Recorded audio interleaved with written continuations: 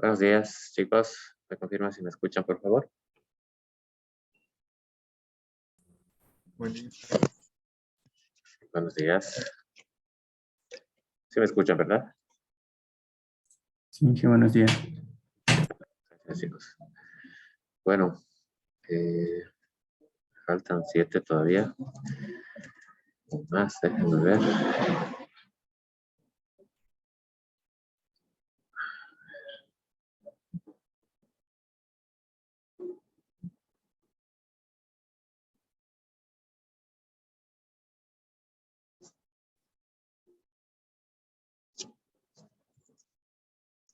Ok, faltan algunos de ustedes. No sé por qué. El aula virtual. Supongo, bueno, evidentemente a todos los que están acá les llegó el mensaje que les envié ayer, ¿verdad? Al correo con las credenciales. O diré con el enlace a la videoconferencia o la vieron en el aula virtual. En el aula virtual. En el aula. Ya, ¿no les llegó al correo un mensaje? ¿Alguien le llegó un mensaje al correo con las credenciales, con el enlace? No, Inge.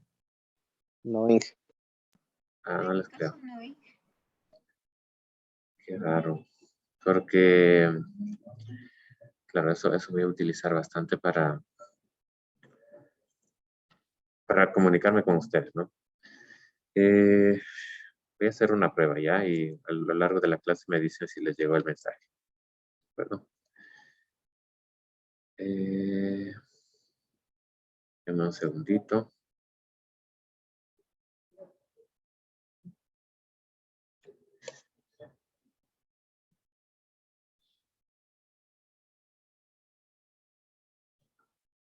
A ver.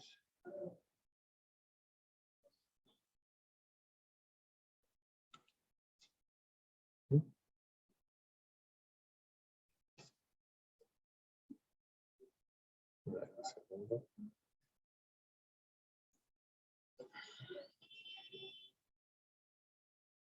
Está súper lenta la aula virtual. Bueno, ya llegaron algunos. Entonces estamos. Bueno, 26.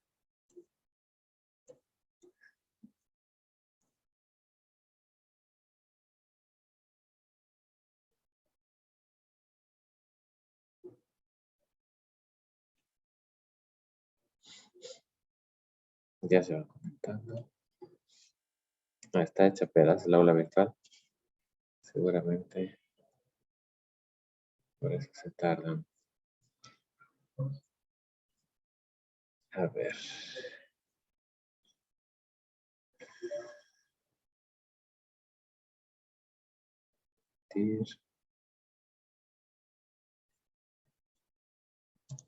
Participantes. Ok. Estos son 39. Entonces, bastantitos, ¿no?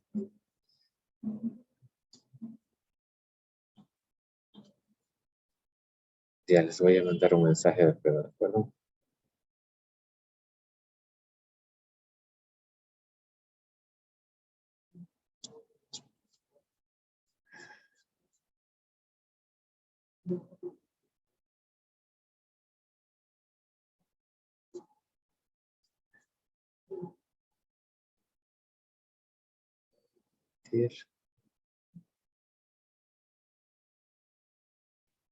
Es que estoy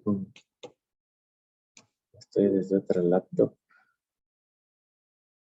y no me aparecen estas opciones. Qué rabia. A ver, ¿dónde estás? Aquí. Ya. Enviar mensaje. Mensaje de prueba. Ok, les envío un mensaje este instante. Luego me avisan, por favor, si les llegó. ¿De acuerdo? Eh, mm, mm,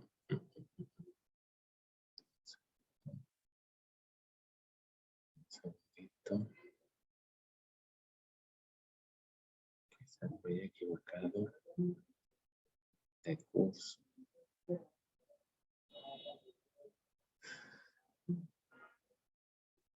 Ok, bueno, vamos abriendo la presentación y empezamos. Ok,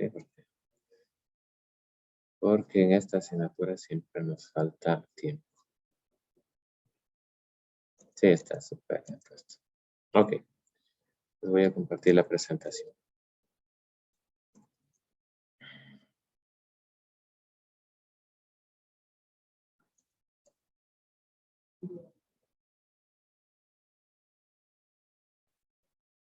Ahí está. Veamos si respondió esto.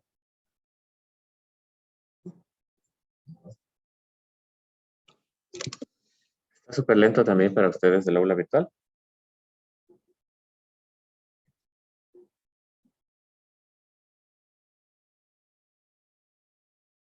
César Pacas. ¿Estás por ahí? Disculpe, ingeniero. Sí, preguntaba si está súper lenta el aula virtual también para ustedes. No, pero No, está bien. Entonces será quizás la red. Bueno, listo. Mi nombre es José Estrada. Y voy a ser su profesor en la asignatura de programación. ¿De acuerdo? Somos del paralelo GR3. Y pues bienvenidos. Bienvenidos a esta clase. Y la verdad que se me hace bastante incómodo el tema de las clases desde acá, porque con la mascarilla y la casa ya tenía todo organizado, así que bueno, vamos a tardarnos un par de clases en acostumbrarnos con. Listo. Está mi nombre, el paralelo. El contacto, la asignatura lo podemos hacer a través del aula virtual. Esperemos que no nos falle. No me ha fallado comúnmente. Así que usualmente yo les envío alguna notificación, algún recordatorio de que ya está disponible algún deber o de que, por ejemplo, de la fecha del examen, aunque ya van a ver que las fechas están en el sílabo, así que no debería ese ser un problema. ¿Okay? Ahorita ya me respondió esta situación, así que denme un minuto, les envío el mensaje de prueba. ¿Okay? Ayer en teoría les envié un mensaje a través del aula virtual. Confirmen si les llega por favor. ¿Okay? Ahorita respondió el aula, aprovechemos. Enviar mensaje de prueba. Ya, es muy importante esto porque bueno, no les suelo mandar muchos mensajes, pero los que les envío son importantes, así que es clave que esta plataforma funcione. ¿Ok? Les acabo de enviar, si en algún momento les llega, me avisan, por favor. ¿Ok? Ok. En general, si ustedes quieren contactarse conmigo, pues de preferencia utilicen mi dirección de correo electrónico, que es esta. ¿Sí? ¿Para qué se pueden contactar conmigo? Generalmente, si necesitan alguna tutoría, alguna explicación adicional, alguna cosa no les queda claro, podemos ponernos de acuerdo para hacer una explicación. O, por ejemplo, en el caso de las pruebas y exámenes, si es que tienen alguna observación, algún reclamo, alguna inquietud, pueden hacerla sin ningún problema. Siempre por correo, ¿no? Entonces, si hay alguna prueba y tienen algún reclamo que hacer, porque a lo mejor les parece que está mal calificado, o falta, bueno, sí, puede ser que la pregunta también en algún caso puede estar mal planteada o ambigua, no sé. Me pueden escribir un correo planteando esa inquietud y con sus argumentos, y si pues, los considero adecuados, ¿sí? Ese momento reviso la pregunta, reviso su respuesta y les contesto, ¿ya? Muchas veces positivamente, otras veces les explico por qué no, y ya está, ¿no? Si es que aún les queda duda y necesitan reunirse conmigo, podemos hacerlo también, ¿no? Pero la vía es esa, ¿no? Primero a través del correo, yo reviso apenas tenga un tiempo libre y les contesto, ¿ok? Eh, la videoconferencia la vamos a hacer a través de Zoom, entonces algunos detalles de ahí. Les voy a pedir que utilicen su nombre y apellido para poder referirme a ustedes, que pongan una foto actualizada en el perfil para conocerles también por ahí, al menos por esa vía, y que desactiven el micrófono para que, mientras estamos teniendo la clase, ¿no? A menos que tengan alguna pregunta, en cuyo caso pueden activar el micrófono y preguntar, interrumpirme sin ningún problema. ¿De acuerdo? Es muy importante que hagan preguntas, sí, que no se queden con las dudas porque esta asignatura es complicada. Es complicada no porque, digamos, los conceptos sean complicados, sí, o los ejercicios sean complicados, en realidad son sencillos. Lo complicado es un poco la novedad a veces de ustedes que nunca se han enfrentado con una materia de este tipo. Entonces eso causa un impacto que puede ser, que puede perjudicar un poco su aprendizaje. Lamentablemente ese impacto a veces es tan negativo que luego no quieren saber nada de la programación, ¿no? Cuando es una herramienta fundamental para muchísimos dominios, ¿no? Incluso los médicos, los biólogos ahora necesitan saber programar para procesar sus datos. Así que además y en ese sentido también la programación abre muchas puertas de trabajo, ¿sí? En estos tiempos en los que es tan complicado conseguirlo. Mientras más fortalezas tenga, pues evidentemente tendrán más posibilidades de conseguir trabajo. Y la programación es una de esas fortalezas, así que ya vamos a comentar sobre eso, pero desde ya les digo que vale la pena que se esfuercen, vale la pena que pongan su, digamos, mayor predisposición para aprender la asignatura porque les va a servir de mucho a todos, no solamente a quienes parece que más sirve, que es a quienes estudian la carrera de tecnologías de la información, sino también a todos, bueno, digamos que luego también están los chicos de telecomunicaciones, de control también, y a quienes siguen ingeniería eléctrica, ¿no? Eh, entonces, ya les digo que la programación es el lenguaje de las computadoras y como las computadoras de alguna manera eh, o la computación o la informática es la base sobre la cual se sustentan muchas actividades humanas, entonces es fundamental que la conozcamos. ¿De acuerdo? ¿Qué más? Ya comentamos, ya vamos a hablar sobre eso también. Aquí tenemos algunos detalles sobre la evaluación. ¿Ok? Vamos a esta barra. Bien.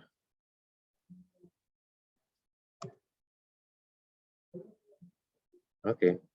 Este es el esquema de evaluación. La rúbrica, si quieren. ¿Ok?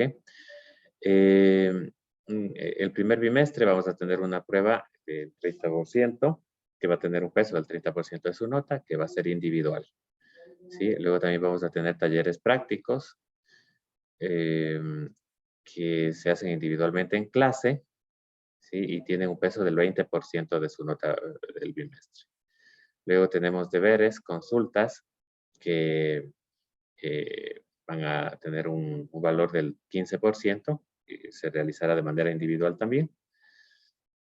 Y el examen al final del bimestre, que tiene un peso del 35%. ¿De acuerdo? ¿Qué puedo comentar sobre esto? Pues algunos detalles relacionados, primero con el fraude académico, digamos, o con la copia, que a veces es muy tentadora hacerla en este tipo de contexto, ¿no? En el virtual, porque es difícil en general controlar su actividad a través de la red, ¿cierto? Entonces, las pruebas, bueno, en general todo, las pruebas, los talleres, los deberes y el examen se van a entregar a través de una plataforma, a través de un módulo de la plataforma de aula virtual que ustedes ya conocen. es cierto? Que ya es donde consultaron el link, ¿no es cierto?, para entrar a esta videoconferencia. Ahí hay un módulo que nos permite a nosotros recibir el código que ustedes entreguen, ¿cierto?, que ustedes programen, entre otras cosas, se puede calificar automáticamente. Los deberes, por ejemplo, se van a calificar automáticamente.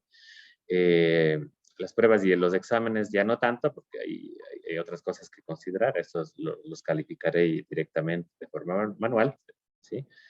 Pero los deberes y los talleres se calificarán automáticamente, ¿no? Esto es una ventaja para el profesor, obviamente, pero también hay otra funcionalidad que tiene este módulo, ¿no? Que es la de comparar el código que ustedes ingresan con el código de sus compañeros.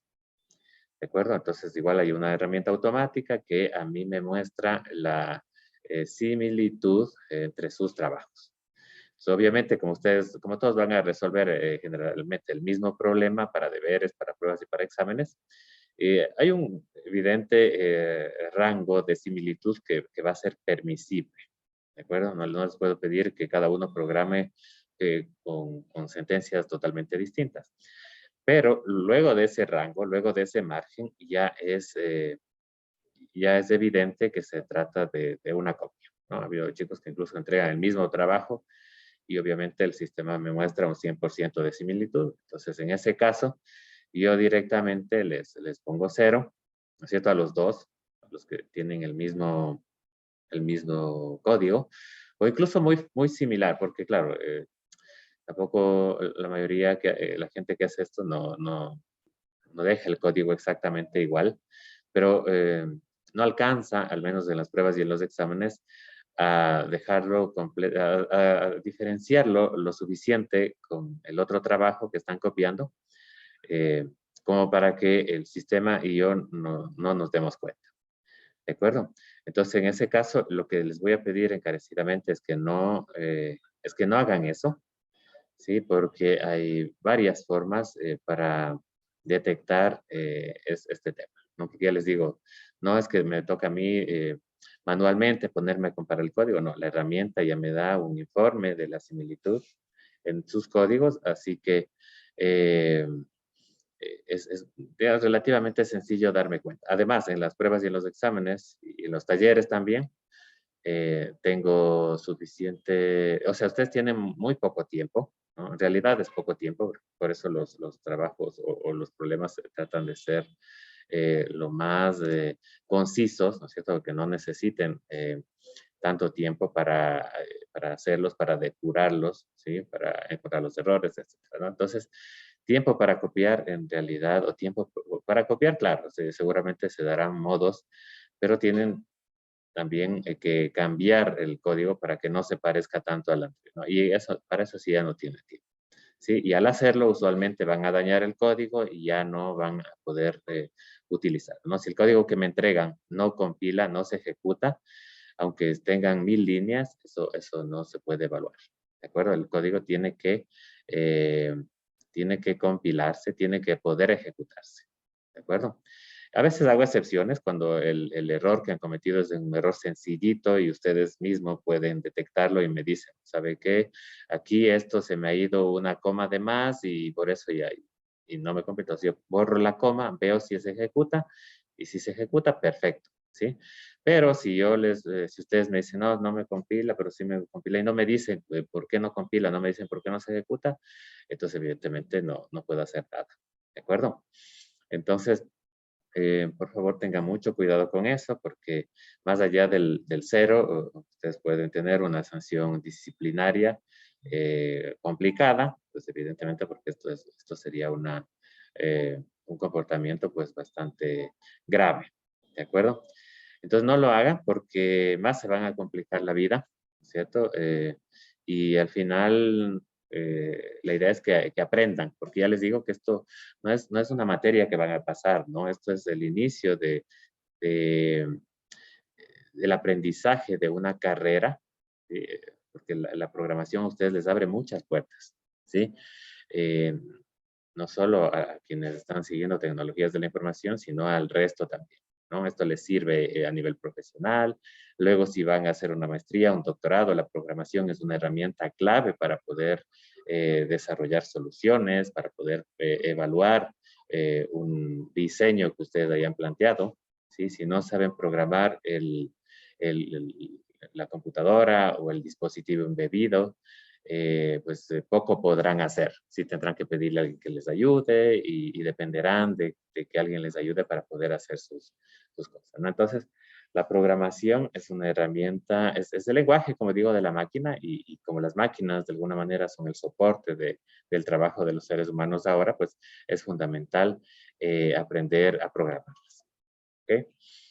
Espero que haya sido lo suficientemente claro, porque bueno, siempre hay unos 3 o 4 que caen en este tema de copiarse y que bueno, se ven evidentemente afectados por eso, ¿no? Entonces, mi tarea es, no es estar detrás de ustedes viendo si copian, sí es una tarea que a veces me veo obligado a hacerla, pero creo que, digamos, no vale la pena, ¿no? Hace perder tiempo a mí, ustedes también pierden su tiempo y lo mejor es estudiar. Hacer mucha práctica sobre todo, ¿sí? La práctica, ustedes han escuchado hacia al maestro y mucho más en el tema de la programación, ¿sí? Ustedes pueden saberse las sentencias, pueden saberse un poco la lógica, pero si no practican, pues en las pruebas y en los exámenes se van a demorar más, va a ser más difícil encontrar el error que hayan cometido y como el tiempo es siempre limitado, pues les va a ir mal, ¿de acuerdo? En todo caso, no se desanimen. Si bien es cierto, la, el primer bimestre yo diría que es el más fácil para asegurar el semestre. ¿Sí? Si no tienen tan buena nota, no se desanimen. Ha habido chicos que le han peleado hasta el final del semestre y han pasado, ¿sí? Pero poniéndole ganas, no rindiéndose y sobre todo con ganas de aprender, ¿no? Porque, claro, si ustedes no tienen ese interés de aprender, va a ser muy difícil que pasen, particularmente esta materia. Sí, porque esta materia sí requiere que ustedes aprendan. Hay otras materias que quizás aprendiéndose de memoria o, qué sé yo, incluso eh, con ayuda de alguien, ¿sí? Que pasan las respuestas, se puede pasar. Pero en esta materia es bastante más complicado. ¿Sí? En esta materia sí tienen que aprender porque la única forma de evaluarles a ustedes es eh, pidiéndoles que escriban un programa, bueno, no la primera prueba, sí, pero sí las siguientes, sí, pidiéndoles que escriban un programa y claro, eso pues no se hace pues de memoria, ¿ok? Entonces, eso con respecto al primer bimestre y algunos de los detalles de las evaluaciones, ¿no? Quizás alguna otra cosa que pueda comentar. Las pruebas, bueno, la prueba y el examen son básicamente, tienen el mismo esquema, ¿no? Solo que el examen se toma al final y es acumulativo. Bueno, en realidad todas las evaluaciones son acumulativas, ¿no? Porque para resolver el examen del segundo bimestre, ustedes necesitan recordar conceptos que se vieron en el primero, ¿no? Eso es inevitable, ¿sí? Lo que sí puedo comentarles es que la prueba y el examen tienen dos componentes, ¿sí? Las pruebas y los exámenes tienen un componente teórico, ¿sí? Que es un test de preguntas de opción múltiple, eh, que otros profesores no lo toman, yo sí les tomo, o sea, otros profesores solo les toman práctico, yo sí les tomo teórico porque la asignatura de programación es una de las que forma parte del examen de media carrera y de fin de carrera que ustedes tienen que rendir. Así que esas preguntas les sirven a ustedes para prepararse también para ese examen, ¿no? En el examen de fin de carrera no les piden, oiga, haga un programa que haga tal cosa. No. Les ponen preguntas de opción múltiple, ¿sí? Que por ser de opción múltiple no necesariamente son sencillas, ¿sí? Pero en realidad son complicadas. Así que esas preguntas les sirven a ustedes eh, para prepararse para el examen de fin de carrera. ¿De acuerdo? Esa es una parte de la evaluación. La otra parte es la parte práctica. ¿De acuerdo? Generalmente escribir un programa. La primera prueba no va a tener parte práctica porque no alcanzamos a ver lo suficiente de lenguaje de programación como para evaluarles en la primera prueba. Entonces, la primera prueba será teórica, seguramente, solamente, ¿sí? El resto ya será todo práctico. Teórico y práctico, no las pruebas y los exámenes. ¿Ok? ¿Qué más? A ver si están conectando aquí. El segundo bimestre tenemos una prueba. Los deberes igual. Ya no tenemos notas de talleres en el segundo bimestre. ¿Sí? Tenemos del examen y un proyecto.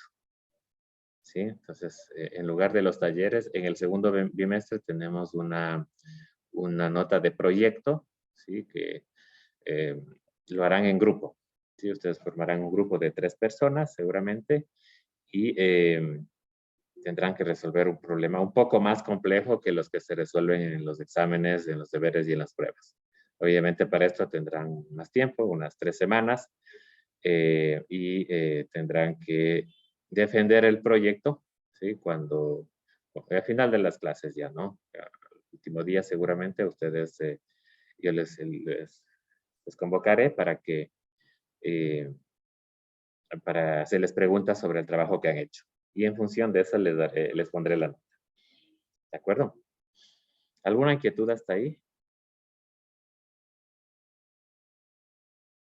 ¿Alguna pregunta? ¿Nada? Ok.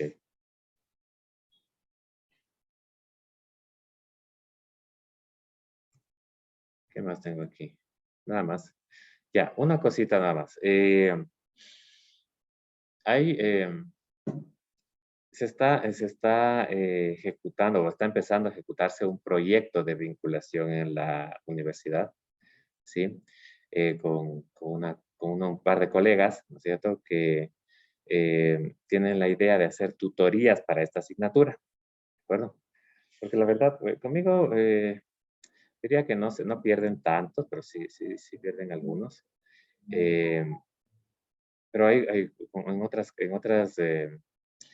otros paralelos, digamos que con otros profesores, se pierde bastante más. ¿De acuerdo? Entonces, la idea que se nos planteó es hacer este tipo de tutorías, ¿sí? Que las van a realizar estudiantes de semestres más avanzados, no tan avanzados, ¿no? Pero que ya han pasado a la asignatura, eh, para que les ayuden a ustedes en caso de que tuviesen, no sé, recelo de preguntarme a mí directamente como profesor, o más confianza, no sé, ustedes, claro, con gente de la misma edad y en el mismo contexto, quizás sea un poco más fácil también plantear cierto tipo de preguntas. Entonces, se van a plantear estas tutorías, ¿sí? Que se van a realizar, de lo que tengo entendido, 45 minutos cada semana. No sé muy bien cómo se van a organizar, ya les darán más detalles, pero supongo yo que más o menos es así, ¿no? Les van a asignar a cada uno de ustedes que estén interesados un estudiante de semestre más avanzado, para que ustedes pues le hagan preguntas, ¿sí? Las preguntas que tengan o las dudas, ¿cierto? Seguramente también sobre los deberes o sobre algún tema específico, sí, pero entiendo que será personalizado, ¿no? O sea, no tendrán que compartir la tutoría con otros chicos, entonces eso también me parece súper interesante. Eh, Así que yo quería preguntarles, porque esto me pidieron estos colegas. De hecho, uno de ellos o una de ellas es la profesora que tendrán quienes luego tienen que tomar programación avanzada. Eh, entonces, podría ser interesante usar esta opción, ¿sí? Entonces, quería preguntarles a quiénes de ustedes les interesaría participar de este proyecto, recibiendo tutorías de estos estudiantes que ya están tomando programación avanzada, me parece, y aprovechar un poco, digamos, ese espacio para también, ¿sí? despejar sus dudas o aprender un poco más. ¿Sí? No sé si pueden levantar la manito, a ver quién estaría interesado. Si tendrían que dedicarle más o menos 45 minutos semanales, ya les digo, tendrían que ponerse de acuerdo con los estudiantes que van a hacer las tutorías. ¿Sí? Así que vayan subiendo las manos quienes estarían interesados. ¿De acuerdo? Sí, ahorita tengo 10. Ok, tenemos unos segundos, si se animan. Luego yo le voy a pasar la lista también a la profesora. Se llama Anita Zambrano, ¿no? Y pues ella les contactará, en todo caso, consultándoles o confirmando su interés, ¿ya? Y ya tengo 21, ¿sí?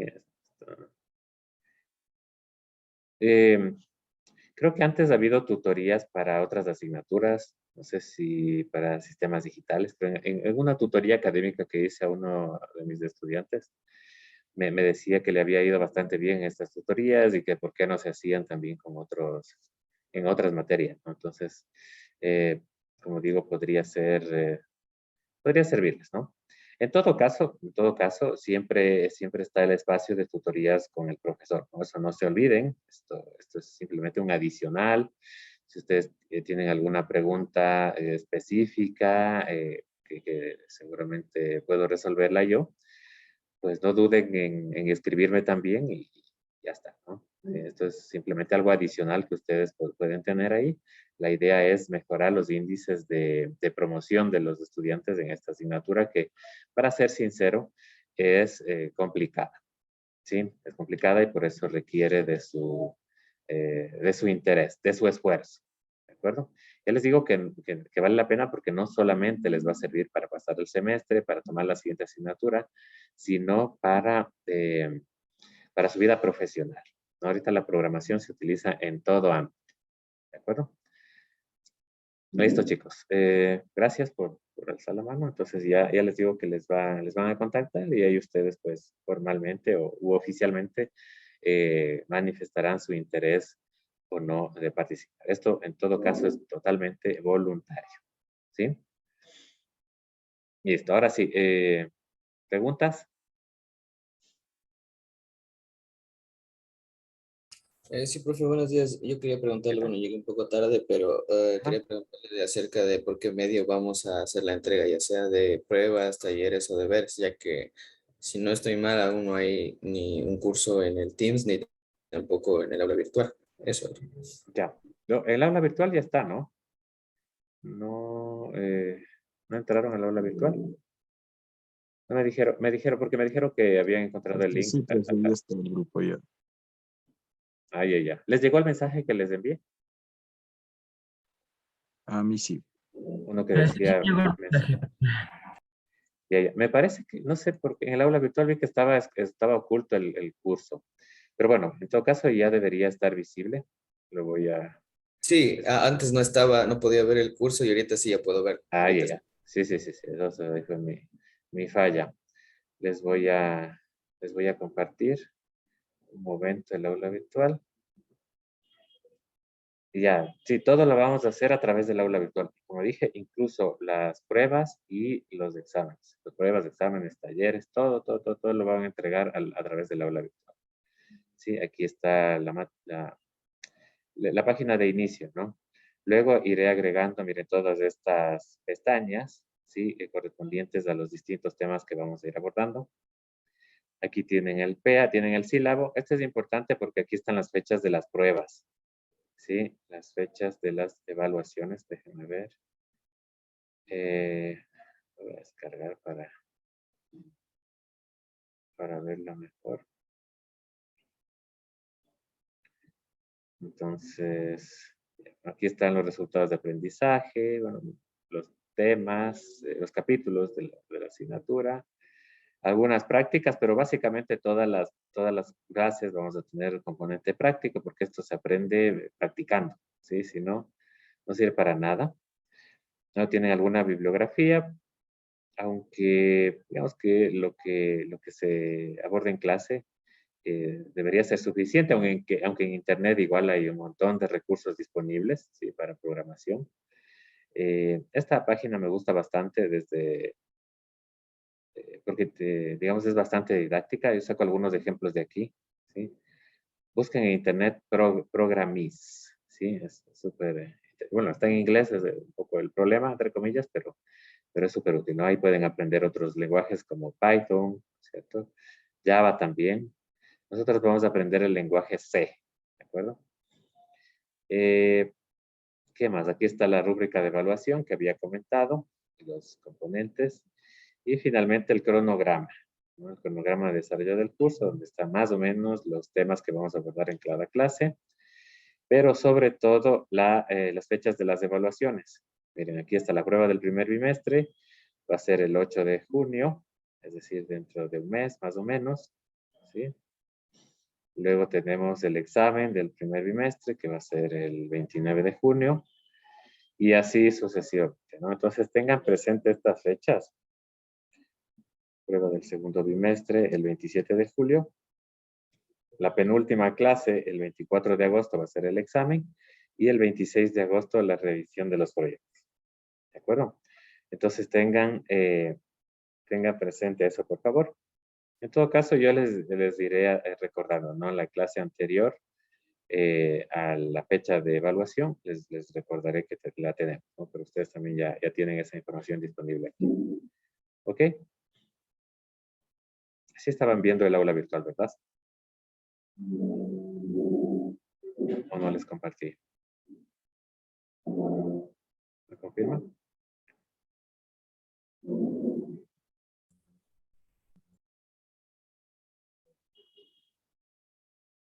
Alejandra, ¿estás por ahí? Alejandra Quispe.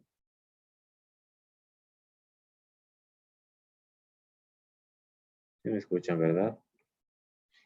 Alexis Vallejo. Este profe sí está compartiendo. Ok. Listo, chicos. Eso. Nuevamente, ¿inquietudes?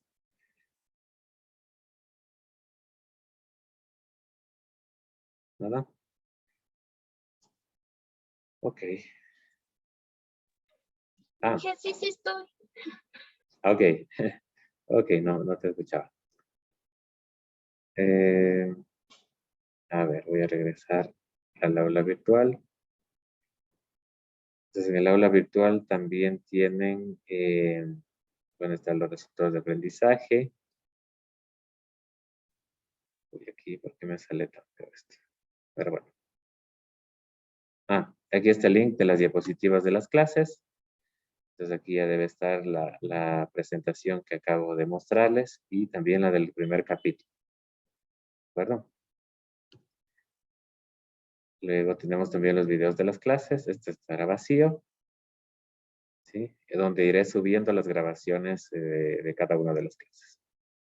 ¿De acuerdo? La bibliografía y nada más. Listo, chicos. Entonces, vamos empezando. Que el tiempo es corto.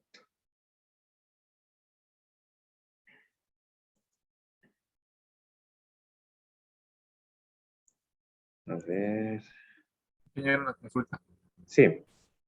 Los mensajes que usted envió, o sea, ¿solo tenía que llegar al aula virtual o también al correo institucional? En teoría, el correo. ¿No les llega el correo? Al correo no, solo al aula virtual, sí. Ya. A ver, eso seguramente tienen que hacer algo para... ¿Alguien le llegó al correo? Los mensajes que envié por el aula virtual. No, Inge. Ya. Ok, ya voy a revisar. Entonces, seguramente tienen que habilitar alguna opción en su cuenta del aula virtual. ¿De acuerdo? Porque claro, la idea es que les llegue al correo. Si no. Ok, voy a revisar eso. ¿Qué más? Sí, la siguiente presentación, ¿no? Capítulo 1.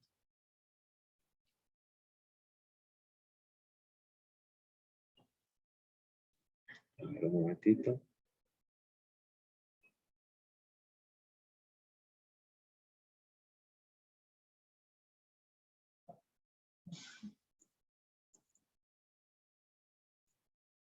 A ver, ¿dónde tengo el- aquí.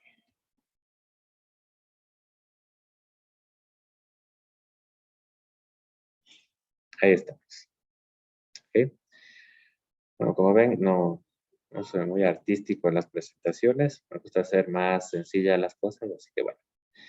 Este capítulo se llama, tiene como título la introducción a la programación, ¿no? Entonces aquí vamos a abordar los conceptos básicos de la programación, ¿sí? Que nos van a servir para entender los más complejos que vienen a continuación. ¿Ok?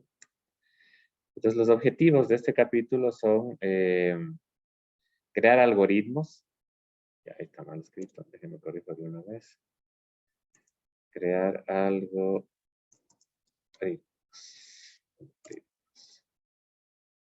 Ya está.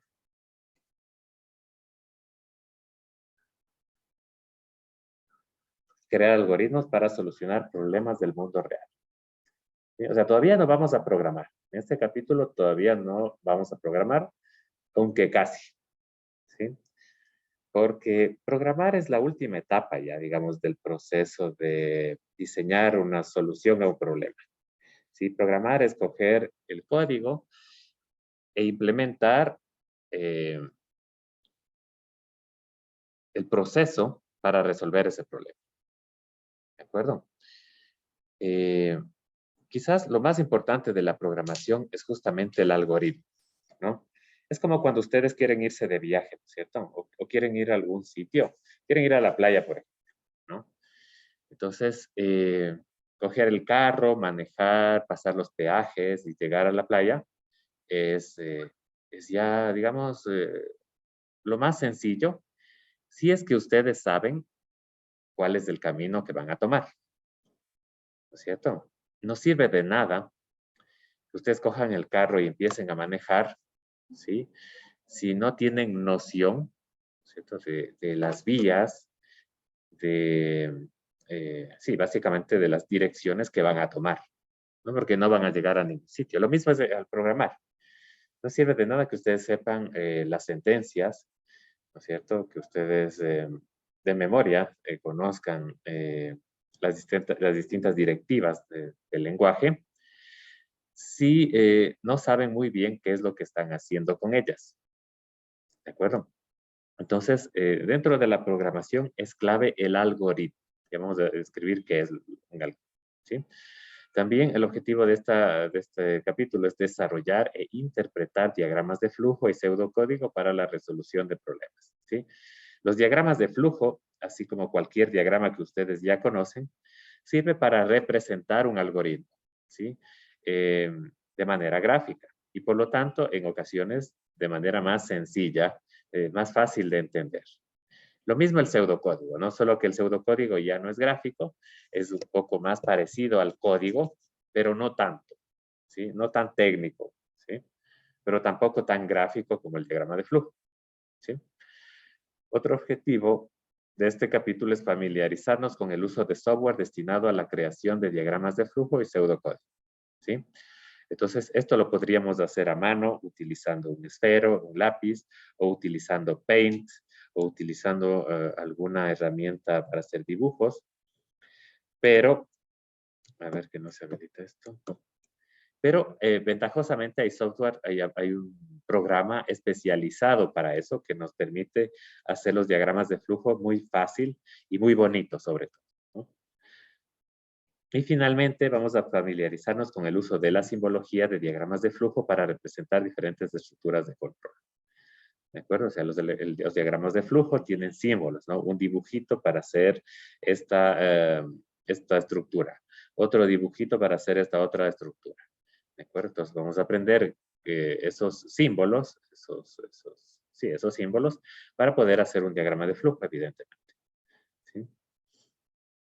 Listo. Entonces, introduzcamos brevemente la computadora, ¿no? Ustedes esto seguramente ya lo saben, pero lo recordamos en un par de minutos, ¿sí? La computadora tiene estas 4 partes fundamentales. La memoria, la CPU, ¿sí? Los dispositivos de entrada y salida y un bus de datos, ¿sí? La memoria es un dispositivo que almacena la información, es decir, los programas y los datos que manipulan los programas. ¿De acuerdo? Generalmente cuando hablamos de memoria, pues podemos hablar de memoria RAM, ¿sí? También a veces nos referimos a la memoria cuando hablamos del disco duro. ¿De acuerdo? Pero en general, digamos que la importante para la computadora es la memoria RAM, ¿sí? Porque es la memoria donde se carga la información que se ejecuta cuando mandamos a correr un programa. ¿De acuerdo? Y es importante porque es de muy rápido acceso, ¿sí? Es decir, el procesador puede leer y escribir en esa memoria a muy alta velocidad. ¿De acuerdo? Entonces, cuando tenemos cosas ejecutándose, programas ejecutándose, esos programas guardan información en memoria RAM, ¿sí? Para procesarla, para leerla, para escribir en ella. ¿De acuerdo? Entonces, eso con respecto a la memoria. La CPU o la unidad central de proceso o procesador, ¿sí? Que también es fundamental para una computadora, es la encargada de realizar todos los procesos lógicos o las instrucciones de un programa. ¿Sí? Cuando ustedes ejecutan una aplicación, cuando ustedes ejecutan un programa, uno que ya hayan instalado ustedes o uno que hayan programado ustedes, ese programa ejecuta un conjunto de pasos, un conjunto de instrucciones. Esas instrucciones son ejecutadas por la CPU, por el procesador, ¿sí? Aunque parezca raro, este procesador solo realiza funciones básicas, sumas, operaciones y almacenamiento. O sea, todas las tareas de un programa, al final de cuentas, en el procesador, se traducen en sumas, comparaciones y almacenamiento. ¿De acuerdo? Luego también tenemos los dispositivos de entrada y salida que están a cargo de conectar al computador con el exterior, ¿sí? ¿Quién me dice qué dispositivo de entrada o salida utiliza normalmente cuando utiliza su computador? Por ejemplo, Alexis Pizarro.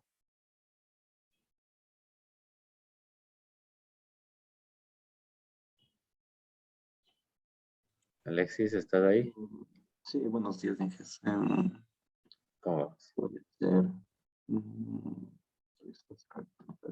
el exterior. dispositivo que conecte al computador con el exterior, ¿no? Que nos permita a nosotros, por ejemplo, meterle datos al computador. Teclado. El teclado, exactamente, el teclado. Ajá, el teclado, el mouse, ¿sí? Son los más básicos, ¿no? Para salida, por ejemplo, ¿qué dispositivo le permite al computador, ¿sí? Mostrarnos información? ¿Sí? La pantalla, ¿cierto? El monitor, ¿de acuerdo? Entonces, esos son los dispositivos de entrada y salida básicos, ¿ok? Y luego tenemos un bus de datos, gracias, Alexis, que es el enlace entre los 3 subsistemas anteriores, ¿no? Que son los cables, ¿no es cierto?, que conectan todos estos dispositivos, todas estas partes, ¿ok? Entonces, en general, ya saben, ¿no? Cuando nosotros escribamos un programa, las instrucciones que ejecuta ese programa serán, ¿sí? Realizadas por el procesador, ¿sí? Y la información que requiera almacenarse mientras el programa se ejecute, se almacenará en la memoria RAM, ¿sí? Ahora, también nuestro programa podría utilizar información almacenada en el disco duro, ¿sí? Que es otro espacio de almacenamiento, un espacio de almacenamiento más prolongado, ¿no? Que la memoria RAM, ¿sí? Por ejemplo, cuando queramos hacer algo con un archivo de texto, imagínense que tienen un archivo con un conjunto de información y quieren que su programa lea ese archivo. Entonces, ese archivo obviamente va a estar en el disco duro. Pero al leer ese archivo, esa información, o al menos parte de esa información, pasará a la memoria RAM para que el programa pueda leer esa información más rápidamente, ¿sí? ¿De acuerdo? Listo. Eso con respecto a la computadora. Ahora hablemos de la resolución de problemas mediante programación. ¿Sí? Recuerden que el objetivo de la programación, al final de cuentas, como todo en la vida, ¿no? Es resolver problemas. Ustedes tienen un problema técnico, ¿no es cierto? Y quieren resolverlo. Entonces, en muchos casos, la forma de resolver ese problema es mediante programación. Ya, y como cualquier problema, ¿qué es lo que hacen ustedes para enfrentarlo, ¿no? Esto en general, en la vida, ¿cierto? Pues evidentemente, la idea no es quejarse, no es ponerse a llorar, ¿no es cierto? Si quieren resolver el problema que les aqueja, pues tienen que analizarlo primero, a ver qué es lo que está pasando, ¿cierto? Qué sé yo, recolectar los datos, ¿cierto? Que están relacionados con la causa del problema, ¿ok? Luego, evidentemente, con esa información ya se puede pensar en un método para resolverlo, ¿cierto? ¿Cómo van a resolver ese problema? ¿Sí? Realizando qué operaciones, qué instrucciones y sobre todo en qué orden, ¿cierto? No todas, no se pueden hacer todas seguramente al mismo tiempo, ¿sí? Para que una tarea pueda ejecutarse, seguramente antes tiene que hacerse otra y así sucesivamente, ¿no? Entonces es importante el orden, ¿sí? Este método para resolver el problema, determinando cuáles son las instrucciones, cuáles son los pasos y el orden de esos pasos, es que se conoce como algoritmo, ¿sí? Un conjunto de instrucciones ordenadas que al ejecutarse nos permiten resolver un problema. Sí, ese es un algoritmo. Ya, una vez que ya tienen pensado, ¿no es cierto?, el método para resolver el problema, el algoritmo, escribimos el programa, ¿sí? Obviamente asociado a cada uno de los pasos. A ver, para hacer este paso, ¿qué hago? ¿Ya? Cojo el carro, enciendo el carro, acelero, no sé, paso por esta ciudad, por esta otra, ¿cierto? Esa es la implementación, ¿no? Que constituye en nuestro caso el programa, escribir el programa usando código lo más explícito posible. ¿De acuerdo? Este es el programa. Y finalmente, cuando ya está escrito el programa, pues obviamente hay que probar el correcto funcionamiento del... ¿Sí? Como es un lenguaje nuevo, o sea, programar es escribir en otro lenguaje. Es aprender un lenguaje, en este caso el lenguaje C, ¿sí? Y pues en ese sentido ustedes están muy expuestos a cometer errores, ¿no? Como cuando empiezan a aprender inglés, cuando empiezan a aprender el mismo español, ¿no es cierto? Los bebés pues cometen obviamente muchos errores hasta que finalmente dominan ese lenguaje. ¿Sí?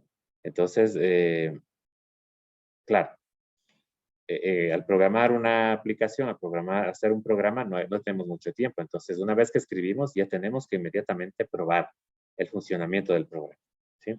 Y si algo funciona mal, pues corregirlo, ¿sí? Esta es la etapa en la que se conoce como pruebas y depuración. ¿De acuerdo? Entonces, aquí están las etapas, ¿no? Análisis del problema, diseño del algoritmo, programación o codificación y ejecución del programa, paralelamente con la depuración y las pruebas. ¿De acuerdo? ¿Alguna inquietud hasta ahí? ¿Cuántos de ustedes han programado ya algo en su vida? ¿Alguna cosita? Digamos, en algún lenguaje de programación. Levanten la mano.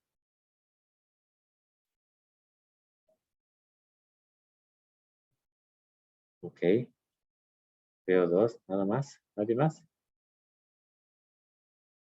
MATLAB. Ah, ya. ¿Ya tomaron MATLAB? ¿La asignatura? Stalin, Sarmiento, ¿estás por ahí? Sí, profe, ¿me escucha? Sí, sí, sí. ¿Aprendieron MATLAB en alguna asignatura? No, en mi caso no he utilizado. Ah, ya, ya. Ramiro, tú me decías que habías utilizado MATLAB en alguna asignatura de la poli. Sí, profe, en herramientas informáticas, pero también un poquito aparte, no tanto. Ah, ok, ok. ¿No todos toman herramientas de informática? No, ingeniero. Ah, perfecto. Ah, ya. Ok, perfecto. A ver, Alejandra, ¿tú también en herramientas informáticas o algún otro lenguaje? En herramientas de informática y en el colegio también tuve, como era técnico, entonces también el C++ y HTML. Ah, ya, perfecto. Sí, sí, sí, hay algunos colegios que ya les están enseñando incluso programación web. Es súper interesante, ¿no? Claro, ahora hay las herramientas, ¿no? Cuando yo estaba en el colegio, recién en tercer curso, por ahí ya empezamos a tener computadora. Bueno, no tanto, en primero ya, pero de las bien básicas, ¿no? Entonces, eh, ahora ventajosamente ustedes tienen más exposición a la tecnología, pero en todo caso, no todos, no todos hemos tenido la oportunidad de estar expuestos a la programación, ¿no? De hecho, ahora a los niños pequeños, desde los 5 años, ya se les enseña a programar, ¿no? Si ustedes tienen por ahí un hermano pequeñito y les interesa, pues podrían inscribirle unas páginas, a ver cómo se llama esta. Hay una que se llama code.org, donde les enseñan a programar eh, con figuritas, ¿no es cierto? A ver cuántos pasos tiene que dar el patito para que llegue a su destino. Ya, entonces ahí van colocando bloques y así es súper interesante, ¿no? Mi hijo de 4 años, bueno, incluso, sí, es los 4 ya entiende ese lenguaje gráfico y pueden aprender, ¿no? Y es una herramienta clave porque les digo que esto no es que aprenden a desarrollar siempre aplicaciones, ¿no? Muchos les gustará a otros, ¿no? Pero la idea es que aprendan a resolver problemas. Como ven, está orientado a eso la programación. ¿De acuerdo? Entonces, bueno, avancemos. Algoritmo, ¿no? Nuevamente, el algoritmo es un procedimiento que describe de forma ordenada una serie de instrucciones que conducen a la solución de un problema en un tiempo finito. ¿Sí? Esto ya lo comentamos, ¿sí? Ustedes piensan, imagínense que tienen un problema relacionado con, qué sé yo, registrar el nacimiento de un bebé, ¿cierto? Ustedes tienen un hermano o un sobrino que nació recién y quieren registrarle, ¿no? Entonces, ¿qué es lo que hacen? Pues van a internet, buscan la página, hay una página donde están descritos muchos de los trámites que se hacen a nivel público y luego ahí les dicen el algoritmo, ¿no? A ver, para registrar al bebé recién nacido tiene que entregar este documento, luego irse a esta otra oficina y entregar esta información y así pagar. Si todos esos pasos de ese procedimiento pues, constituyen el algoritmo para resolver ese problema particular. ¿De acuerdo? Aquí tienen el algoritmo, por ejemplo, para cambiar una bombilla.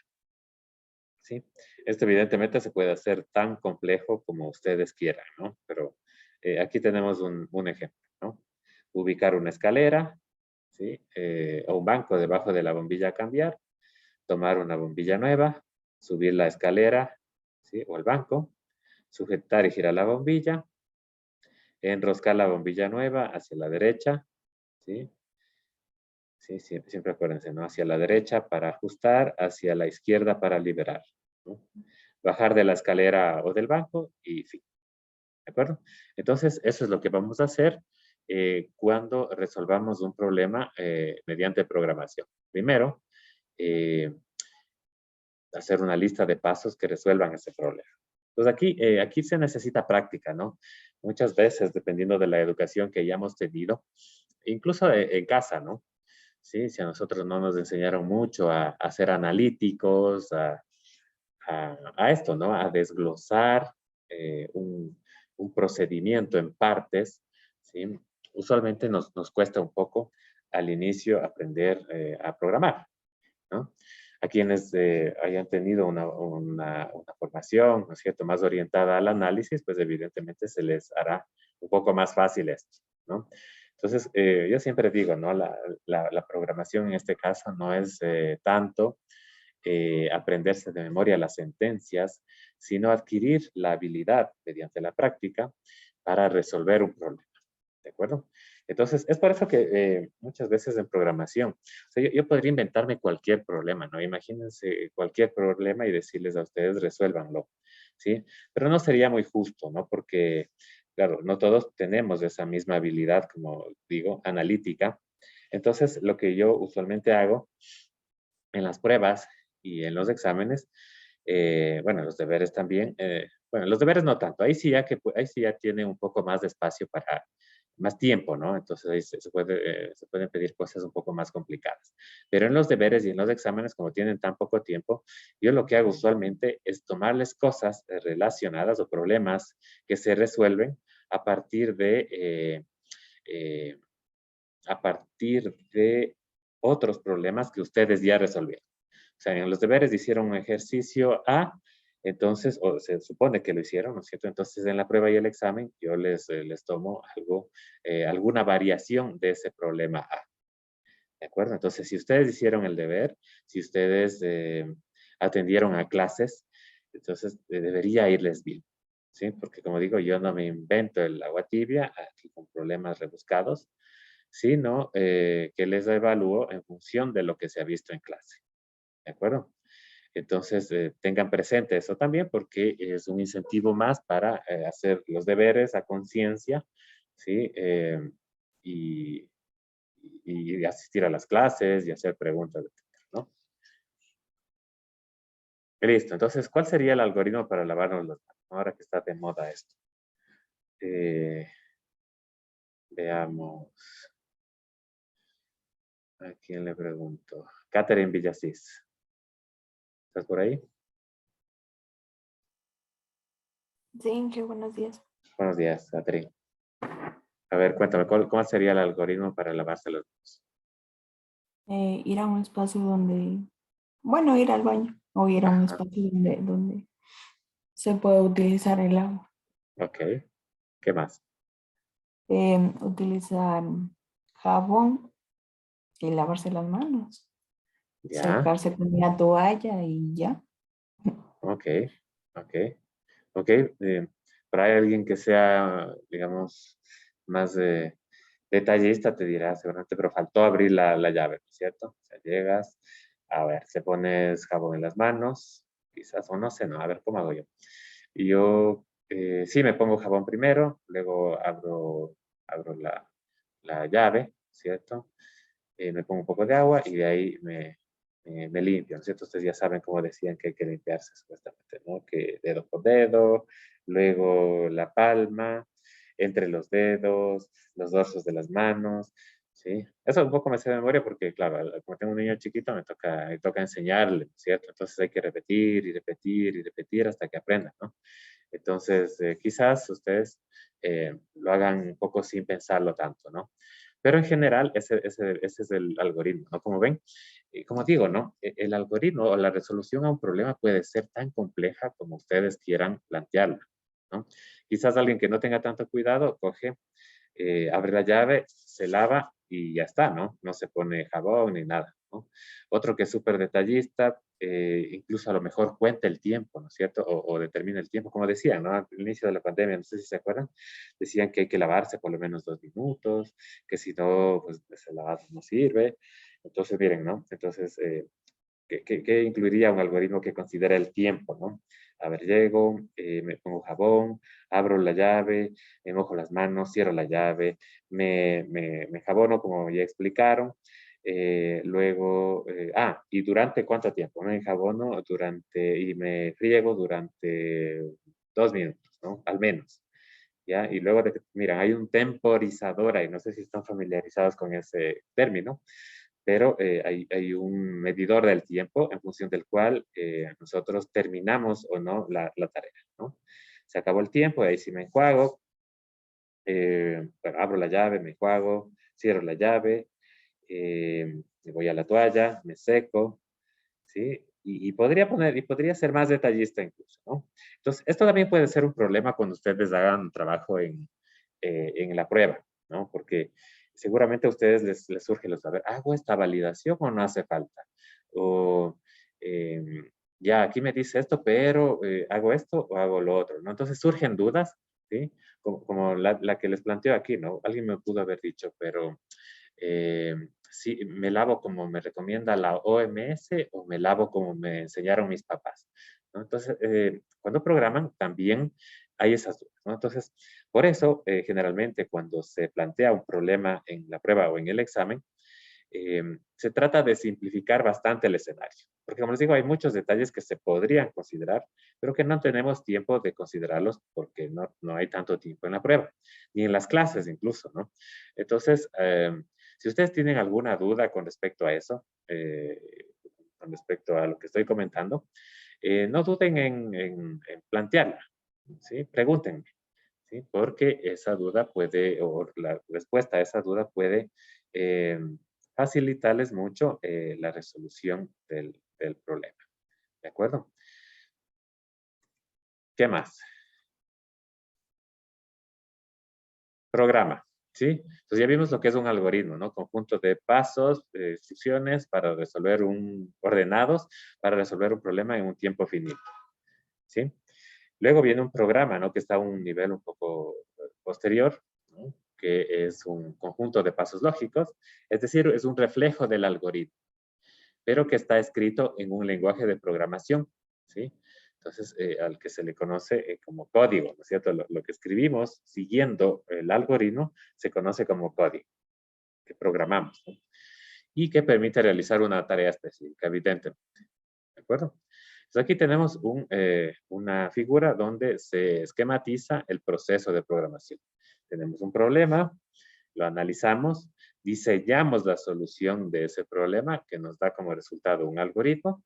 Luego, a partir de las instrucciones de ese algoritmo, las programamos en un proceso que se conoce también como codificación, para obtener como resultado un programa. Y finalmente ese programa lo ejecutamos, bueno, lo compilamos, lo ejecutamos y en teoría debería resolver el problema que inicialmente se había planteado. ¿De acuerdo? Características que debe tener un programa. ¿Sí? La más importante, pues evidentemente, es la corrección.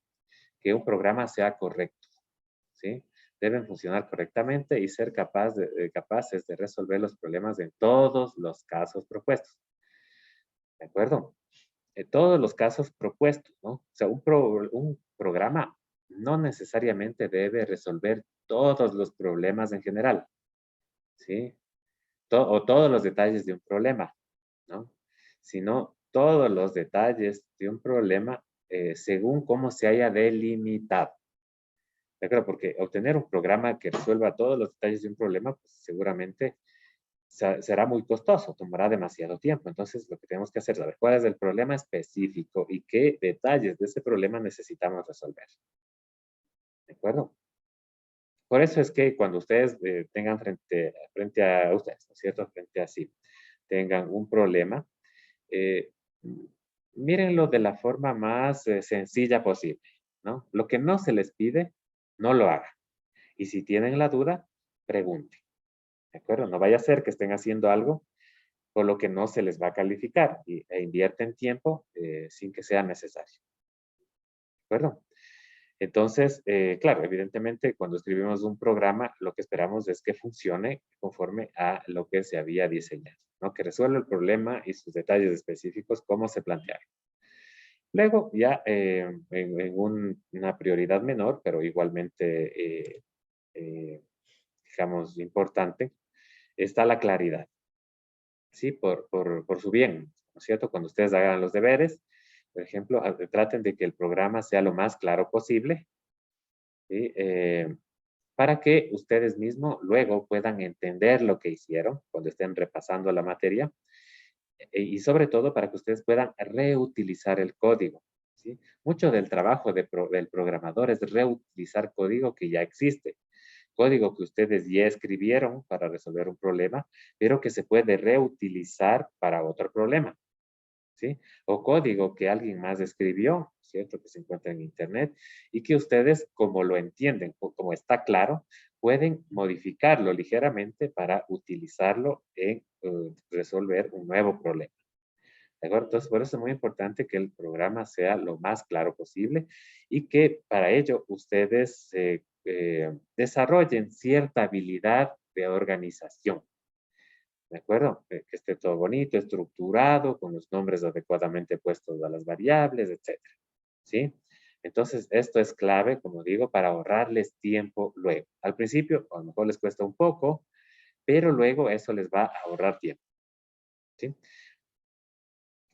Y luego viene la eficiencia, ¿no? Un programa, ya, esto esto y la claridad no son requisitos para esta asignatura. ¿Sí? La claridad es recomendable para ustedes mismos, ¿sí? Pero yo no voy a evaluar esto. Generalmente, no voy a evaluar la claridad, sino solo la corrección, ¿sí? Y finalmente tenemos la eficiencia, que en esta asignatura sí no es para nada un requisito, pero cuando ustedes conforme vayan, digamos, desarrollando soluciones, si estas van a ser soluciones para la industria, si estas van a ser soluciones que van a ejecutarse, por ejemplo, en tiempo real, por ejemplo, alguna solución relacionada con videoconferencia, ¿no es cierto? En que la información tiene que, en que los procesos tienen que ejecutarse ese instante y no después, porque si no ya no tiene sentido, ¿sí? En ese tipo de contextos, la eficiencia es fundamental. Es decir, que el programa debe llegar a la solución en el menor tiempo posible. ¿Sí? Si ustedes desarrollan un programa relacionado con una videoconferencia y ese programa no resuelve el problema inmediatamente, pues luego probablemente empiece a haber retardos en la comunicación de la videoconferencia. Entonces, así se transmite la información. Como no se transmite inmediatamente, ya no sirve, ¿cierto? ¿De acuerdo? Entonces, como digo, en esta clase, en esta asignatura es importante que los programas funcionen correctamente. No es necesario que sean claros, o sea, un mínimo de claridad, pero no les voy a revisar eso, ¿sí? Tampoco que sean eficientes, pero son características que al final, cuando ustedes desarrollen una solución que va a aplicarse en la vida real, lo más recomendable sería que cumplan con las 3 características. ¿De acuerdo? Listo. Lenguajes de programación, ¿no? Entonces, un lenguaje de programación es un lenguaje, pues, es un conjunto, ¿no es cierto?, de palabras, si quiere, de alguna manera, ¿no es cierto?, que sirven para comunicarse con la computadora. Entonces, básicamente, al programar, se van a comunicar o van a utilizar un lenguaje que les permite comunicarse con un computador, ¿sí? Entonces, así como hay varios lenguajes para comunicarnos entre personas, ¿cierto? Asimismo, hay varios lenguajes para comunicarse con el computador. Y se los puede clasificar en 2 tipos. Lenguajes de alto nivel y el lenguaje de bajo nivel. Aquí también en el medio también se suelen poner algunos lenguajes que no son tan altos ni tan bajos. De tan alto ni de tan bajo nivel. ¿De acuerdo? Lo importante es que los lenguajes de alto nivel tienen mucha similitud con el lenguaje humano. ¿Sí? Por eso, en teoría, son más fáciles de aprender, ¿sí? Porque usan sentencias, usan palabras que se asemejan mucho a las que utilizamos cuando hablamos, cuando escribimos entre personas, entre seres humanos. ¿De acuerdo? Entonces, mientras que los lenguajes de bajo nivel son lenguajes que se asemejan más, en cambio, al lenguaje base de la computadora. ¿Sí? Ustedes saben que una computadora no es que entiende español o que entiende inglés, así nomás, ¿no? ¿Sí? Lo que entiende una computadora son unos y ceros, ¿sí? Voltajes altos y bajos. Eso es lo que al final se transmite a través de los cables de red, ¿sí? Y mientras más se parece el lenguaje al código, al lenguaje de máquina, ¿no es cierto? Es un lenguaje de más bajo nivel. ¿De acuerdo? Entonces hay algunos detalles, ¿no? Ustedes dirán, ¿por qué no programamos de entrada en un lenguaje de alto nivel? ¿Sí? porque es más fácil de aprender? Sí, es una buena pregunta, ¿no? Hay una discusión bastante álgida en ese sentido. En muchas otras universidades, los chicos empiezan aprendiendo a programar en lenguajes de no de tan alto nivel, pero no tan bajos como C, ¿sí? Por ejemplo, en Python, ¿de acuerdo? Ahora, hay también una ventaja en el hecho de aprender a programar en lenguajes de un poco más bajo nivel, ¿sí?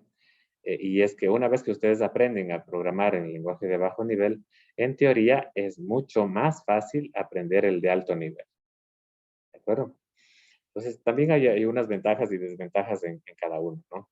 El lenguaje de alto nivel, como dije, es más fácil de aprender, pero, ¿no es cierto? Cuando ustedes quieren programar algo en alto nivel, eso les va a servir, ese programa les va a servir si es que se va a ejecutar en una computadora, por ejemplo, en un servidor, ¿sí? Pero si quieren ejecutar ese programa en un dispositivo embebido, ¿cierto? En un Arduino, por ejemplo, seguramente no va a poder ejecutar, porque el lenguaje de alto nivel requiere, o sea, cuando lo programan, requieren traducirlo al lenguaje de bajo nivel con el que trabaja el Arduino, ¿sí? O el dispositivo embebido. Y esos dispositivos tienen muchas menos capacidades de almacenamiento, de procesador, etcétera, ¿no? Entonces, los programas resultantes de un lenguaje de alto nivel, ¿sí? Son programas que muy demandantes, ¿no? Que requieren mucha memoria, mucho procesador, incluso mucho almacenamiento, ¿sí? Entonces, si quieren programar un dispositivo embebido, como estos del Internet de las Cosas, ¿no es cierto? Estos sensores, no sé si han visto, ahora venden sensores que se conectan a través de la red inalámbrica, ¿no? Que detectan gas, que detectan movimiento y que al detectar ese movimiento se conectan a la red inalámbrica de la casa o de la empresa y envían una notificación de ese evento a un servidor en Internet, ¿no? Y que valen $15, $20, ¿no? Entonces, esos dispositivos embebidos están programados en lenguaje de bajo nivel, ¿de acuerdo? Entonces, si ustedes solo saben del lenguaje de alto nivel, pues a lo mejor no pueden programar esos dispositivos, ¿no? Y eso sería un problema.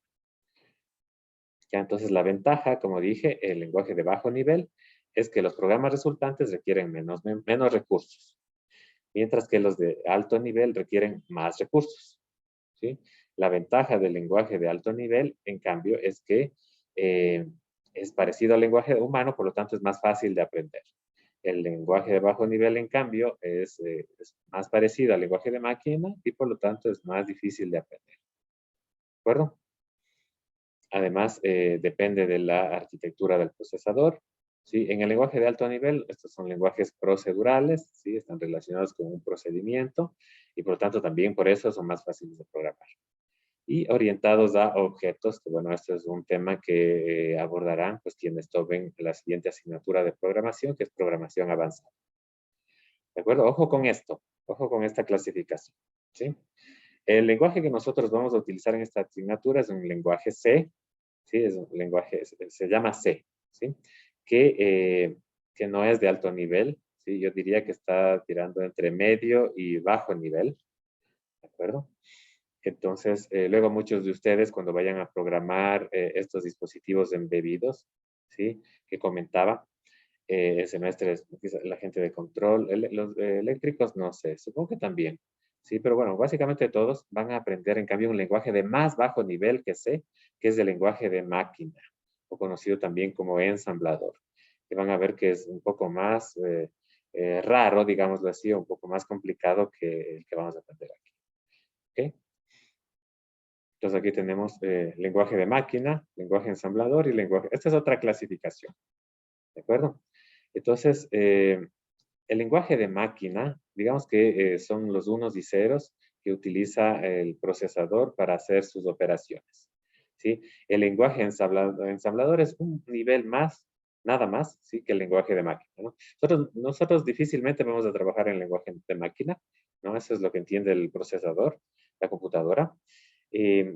Inmediatamente, o el de más alto nivel, inmediatamente es el lenguaje ensamblador, ¿no? Ese es el que van ustedes, la mayoría yo supongo, a utilizar para programar microcontroladores, ¿no? Estos dispositivos embebidos también en alguna materia posterior, ¿no? Y luego de estos, ya tenemos una amplia gama de lenguajes de programación, ¿no? Como C, C++, Java, HTML, bueno, sí, HTML, Python, etcétera, ¿no? Entonces, en general ya les digo, C yo lo ubicaría en bajo nivel, ¿de acuerdo? Aunque en esta clasificación, pues, lo que nos dice es que tenemos lenguaje de máquina, ensamblador y todo el resto de alto nivel, ¿sí?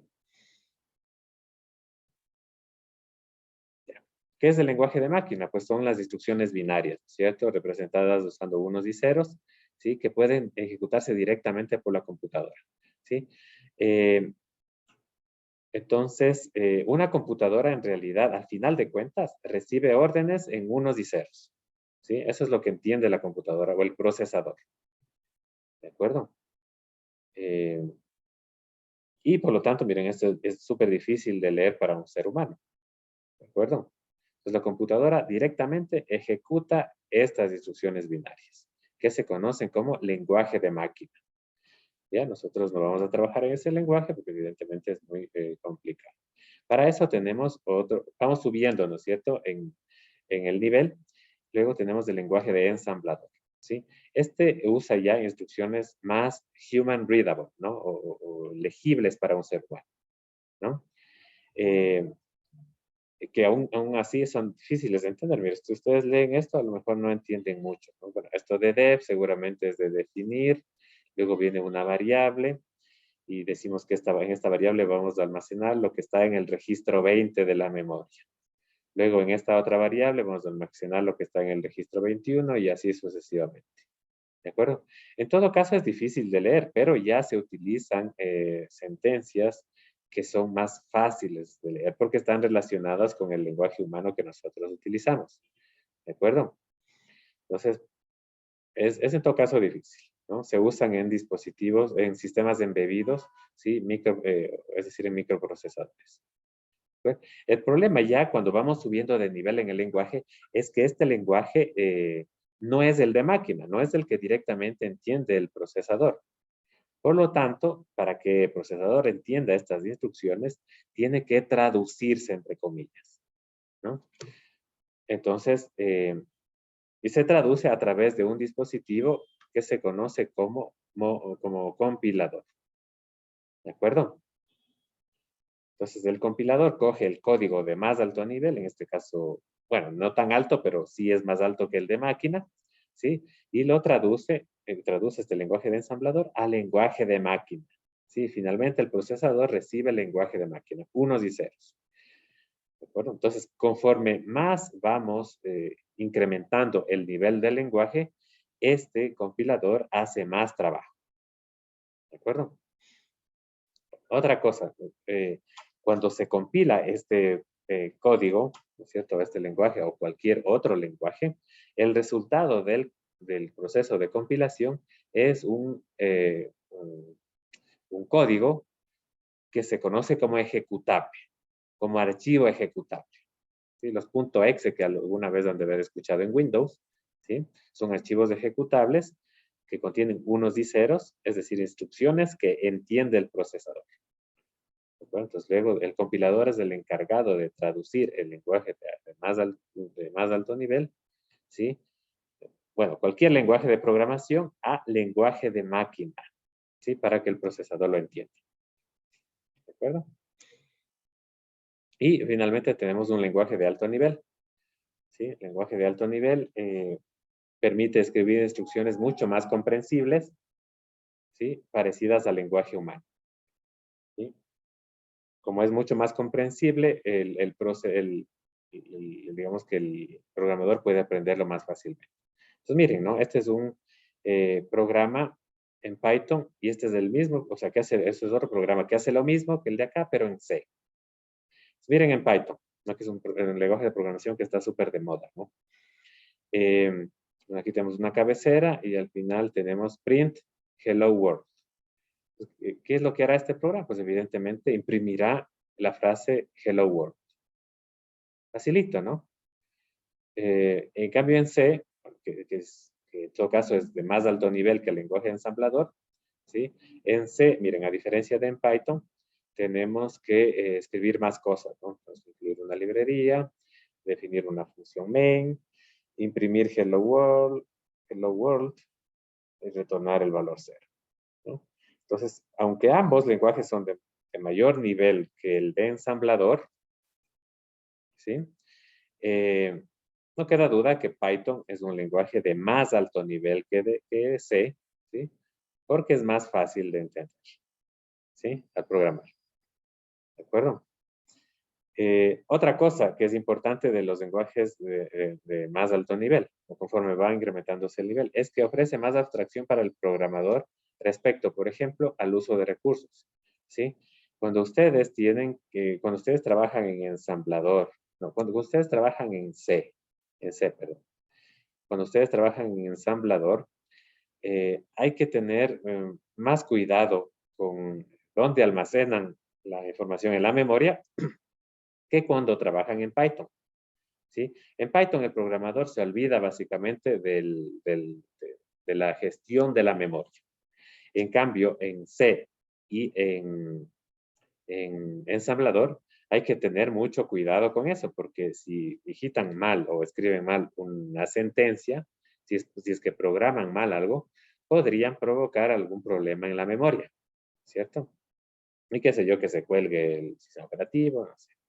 En cambio, en Python ya nos abstraemos de ese problema, nos olvidamos de ese problema, y lo mismo ocurre con los lenguajes de más alto nivel, ¿sí?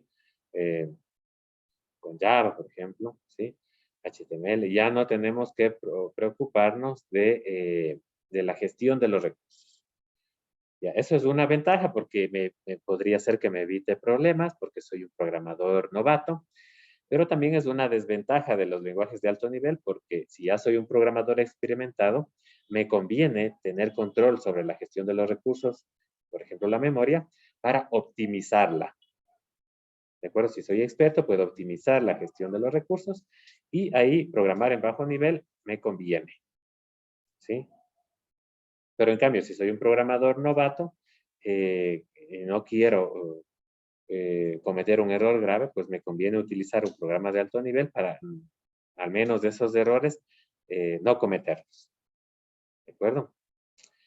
Pues miren, hay algunas cosas que se pueden comentar sobre los lenguajes de alto nivel y de bajo nivel, ¿no? Espero que eso quede claro, que quede entendido, porque pues, seguramente alguna preguntas dirán respecto a eso en la prueba. ¿Sí? Bajo nivel, más difícil de leer, ¿sí? ¿Qué más? Pero más control sobre los recursos, ¿sí? Aunque eso también puede ser un problema, porque si soy inexperto puedo fregarla, ¿cierto? Lenguaje de alto nivel, más fácil de aprender, pero requiere más recursos cuando se ejecuta. Además, me ofrece abstracción con respecto a los recursos, es decir, no me tengo que preocupar de eso. Y además, flexibilidad y facilidad para escribir el código. ¿De acuerdo? Espero que quede claro. Aquí tenemos unos ejemplos de lenguaje. Para hacer lo mismo, en lenguaje C, el lenguaje ensamblador y el lenguaje de máquina. Entonces, miren cómo, conforme bajamos del nivel del lenguaje, es más difícil de entender. ¿De acuerdo? Luego, en Python ya saben que la directiva para realizar esto será seguramente mucho más corta. ¿Ok? Pues bueno, aquí ya comentamos de esto, las etapas para la elaboración de un programa. Bueno, comentamos las etapas para el diseño de un algoritmo, ¿no? Que es básicamente lo mismo que para el programa, ¿sí? Análisis del problema, diseñado del algoritmo, programar un programa, ¿no es cierto? Hacer el programa en función de las instrucciones del algoritmo. Aquí ya tenemos que escoger un lenguaje, ¿no es cierto? ¿Qué lenguaje vamos a utilizar? C, Python, Java. Sí, en el diseño no hablamos de lenguaje, solamente escribimos el conjunto de las instrucciones. Una vez que ya tenemos el programa, probamos, ¿sí? Veamos si funciona el programa para todas las opciones que habíamos planteado. Y finalmente le vamos dando mantenimiento, ¿no? Quizás en las primeras pruebas no detectemos errores, ¿sí? Pero luego, conforme se va ejecutando el programa, hay que darle mantenimiento para, si se detectan errores, corregirlos. ¿Sí? Aquí tenemos, por ejemplo, el proceso de diseño para elaborar un programa, ¿no? Supongan que lo que quieren es resolver una ecuación de segundo grado. Entonces, para resolver una ecuación de segundo grado, ¿qué necesitan? Primero, extraer de esa ecuación los coeficientes, ¿sí? Con los coeficientes, calcular el determinante y a partir de eso, calcular las soluciones. O sea, esas soluciones pues se calculan dependiendo del valor del determinante. Si el determinante es 0, se calcula una solución real doble. Si es mayor que 0, 2 soluciones reales. Si es negativo, 2 soluciones complejas. ¿Sí le ven, no? Entonces aquí está ilustrado el proceso de resolución de una ecuación de segundo grado en los pasos, miren, ordenados, 1, 2, 3, ¿sí? Y finitos para resolver ese problema. Este es el diseño. Digamos que este es el algoritmo básicamente. Luego tenemos la codificación. Ya. La codificación en la prueba tiene sus propios elementos, ¿no? Porque no es cuestión de coger, escribir el código y ya está, ¿no? ¿Sí? Entonces hay unos pasos intermedios, ¿no? Entonces lo primero evidentemente es editar, ¿no? Nosotros abrimos un editor, es decir, un programa que nos permite escribir. ¿Ya? Entonces, escribimos el código, ¿sí? Ese código resultante en el archivo, o fichero, ¿no? Fichero es archivo, se conoce como fichero fuente, código fuente, ¿no? El archivo o el código que ustedes escriben. Ese código escrito en C, en nuestro caso, tiene que compilarse. ¿Ya? Entonces ustedes ya saben que compilar significa pasar o traducir el lenguaje de programación que estemos utilizando a código de máquina, ¿no? De hecho, hay dos ficheros que se generan aquí, dos archivos, que es el fichero objeto y el fichero ejecutable. En la herramienta que nosotros utilizaremos en el entorno de desarrollo, que se llama CodeBlocks, ¿sí? Este paso se realiza, lo realizaremos de una sola vez, ¿no? Compilar, enlazar y obtendremos y ejecutar también, ¿no? Compilar, enlazar y ejecutar. Básicamente, de estos dos pasos, obtenemos un fichero, un archivo ejecutable que ya saben qué es, ¿no? Contiene el código de máquina que va a ejecutar el procesador. Y una vez que tienen ese archivo ejecutable, se manda a ejecutar. ¿Ya? Y al ejecutar, pues puede ser necesario que le pasemos datos de entrada, ¿no? Por ejemplo, un programa que sume 2 números, ¿no? Entonces se ejecuta y el programa nos pide los 2 números que queremos sumar y de ahí pues, se obtiene el resultado. ¿Ya? Entonces facilito, ¿no? Abrimos un archivo, abrimos el programa que nos permite editar. Una vez que terminamos el código, lo compilamos y enlazamos para obtener el archivo ejecutable. Esto se hace con un botoncito, ¿no? En el programa que vamos a utilizar, le aplasta un botoncito, se compila, se enlaza y se ejecuta. Y así que es transparente básicamente, pero es importante saber qué hay por detrás, ¿no? ¿Qué está pasando por detrás? ¿Ya? Pues, ¿dónde pueden haber errores? Al compilar, si escribieron mal una sentencia, si se olvidaron un punto y coma, generalmente habrá un error al compilar, ¿sí? Y ese error, imagínense que están haciendo un programa súper largo, ¿no? ¿Sí? Que tiene 50, bueno, 50 no es tan largo, pero ya 50, 100 líneas ya es difícil de leer.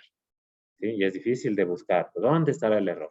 Ventajosamente, el programa que vamos a utilizar para programar nos da pistas de dónde se encuentra el error cuando compilamos.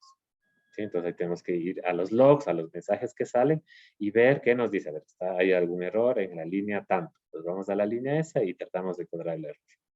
¿Ya? Entonces, aquí hay un proceso de depuración si es que no hemos escrito bien alguna sentencia o hemos cometido algún error. ¿Ya? Ya, ahora, puede ser que que se compile adecuadamente, que se genere el ejecutable, pero que al ejecutar el programa no funcione correctamente como esperábamos, ¿no? Entonces ahí nos toca ir a depurar ¿no? A ver, no está funcionando esto bien, me falta un decimal o está haciendo mal el cálculo. Entonces tengo que regresar al código y encontrar la línea donde, o las líneas donde se esté cometiendo ese error. ¿De acuerdo? Cuando se trata de un error relacionado con la lógica de nuestro programa, ahí sí la herramienta que utilizamos para programar quizás no nos pueda ayudar mucho. ¿Sí? Ahí sí tenemos que nosotros entender bien qué es lo que queremos conseguir, a ver si está bien el algoritmo y si ese algoritmo se está plasmando adecuadamente en el código, ¿no? Cuando hay errores de sintaxis, que hemos escrito mal alguna cosa, nos hemos olvidado alguna puntuación, entonces ahí sí el compilador nos va a detectar esos errores de aquí. ¿Ya? ¿De acuerdo? ¿Qué más? Ya, herramientas para el diseño de algoritmos, ¿no? Entonces, el algoritmo puede ser algo tan sencillo o se puede presentar tan sencillamente como la lista de las instrucciones que son parte de ese algoritmo para resolver un problema, ¿no? Como vimos en el algoritmo para cambiar una bombilla. ¿Ya? Pero muy rara vez un algoritmo será tan lineal, ¿no es cierto? Como lo que vimos. Esto y ya está, ¿no? Muchas veces un algoritmo tendrá bifurcaciones. Entonces, habrá instrucciones que deban ejecutarse, por ejemplo, si es que pasa algo, ¿no? A ver, si la temperatura sube, se pasa. Por ahí los bomberos parece. Ojalá no sea por aquí. Por ejemplo, si la temperatura se pasa de los 50 grados, entonces haga esto. Si no se pasa, haga esto otro. ¿Sí le ven? Entonces, ahí ya se empieza a complicar un poco y representar el algoritmo solo con las instrucciones, un texto, ya no resulta tan útil. Entonces, hay otras herramientas, por ejemplo, gráficas, ¿sí? Que nos permiten hacerlo de mejor manera, ¿no? Hacerlo de manera más clara, más fácil de entender. ¿Ok? A ver. Entonces, bueno, ya comentamos brevemente el diagrama de flujo. Sí, es una representación gráfica que permite detallar el flujo del programa. El flujo de un algoritmo. Pero estoy preocupando. A ver, un segundito. Si no es por aquí. Ok. Listo. Y esta es la herramienta en la que nos vamos a concentrar en las siguientes clases. ¿Sí? Porque además tenemos una herramienta que nos permite hacer esa representación gráfica súper fácil. ¿Sí? Y esto es un diagrama de flujo. Déjenme ver. Les muestro, me adelanto, ¿no? Esto de aquí. Sí, seguramente también lo han visto, ¿no? Miren cómo las instrucciones de un algoritmo se van representando con distintos símbolos y cómo el flujo del programa no siempre es de arriba hacia abajo, ¿no? A veces hay una bifurcación que dependiendo de determinada condición hace que un código, una instrucción se ejecute o no, ¿sí? Entonces, ese es un diagrama de flujo, pero antes tenemos que aprender los símbolos, tenemos que aprender algunos conceptos, ¿no? Un diagrama de flujo representa gráficamente un algoritmo, ¿sí? Gráficamente, es un gráfico. Y evidentemente, ilustra la secuencia de instrucciones para solucionar un problema, ¿sí? Dibuja esa secuencia, ¿sí? Al ser gráfica, facilita bueno, cualquier cosa, digamos, en este sentido, facilita la comprensión de programas complicados y o extensos. ¿No? Imagínense que tienen un programa súper largo y tienen el código. Es muy difícil entender, rápidamente al menos, ¿no? Quizás si se dedican a leerlo, al final lo entienden, pero es mucho más fácil entenderlo a partir de un diagrama, ¿cierto? Para estructurar un diagrama de flujo se usan símbolos estándares, ¿no? Que tienen el mismo significado aquí que en la China, ¿de acuerdo? Pues son estándar. Se construye secuencialmente de arriba hacia abajo, ¿no? Entonces el diagrama o el proceso empieza en la parte superior y el resto de las instrucciones se van diagramando hacia abajo. y es parte fundamental de la documentación de un programa. Esto no lo habíamos comentado, pero cuando ustedes construyen un programa o una aplicación, ¿no? Lo mismo. Uno de los requisitos importantes era de que el código sea claro, ¿sí? Pero a veces esa claridad no es suficiente porque imagínense que sea un código largo, ¿no? Por más que sea claro, cuesta entender en primera instancia. Entonces, otro requisito es documentarlo, ¿de acuerdo? Es decir, por ejemplo, añadirle comentarios al programa sobre lo que estamos haciendo, ¿no? Para que podamos saber luego, no sé, en un mes, en un año, por qué hicimos ese código, por qué escribimos esas sentencias. ¿De acuerdo?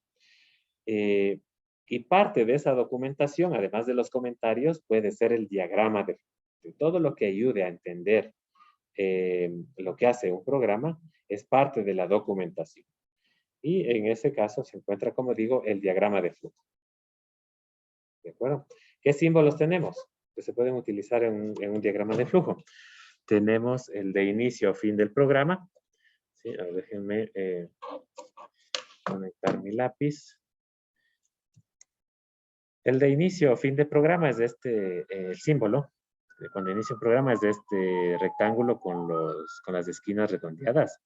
Pero también se utiliza algo así. Algo así como un óvalo, no sé.